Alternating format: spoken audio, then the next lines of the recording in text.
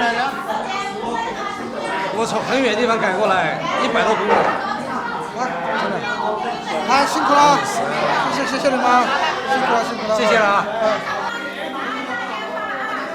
好多客人跟我们反映哦，下面太偏，等有时候坐车下打车啊，些都没打，跟我们反映找个挡街地方呢，所以我们才把摆到上面呢。前2、3场那里全部是做宵夜的，一条街全部是做宵夜的。但是我们去吃的话，他家还是生意是最好的。我们去看那里啊，永遠他家都是爆滿的。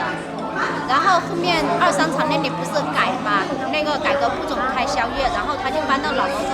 我們也是只要吃烤魚，雖然有點遠，但是還是要跑去那裡吃。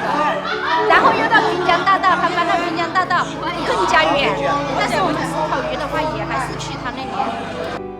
你是房子那個是人工啊，發人工的工資，壓力就大了。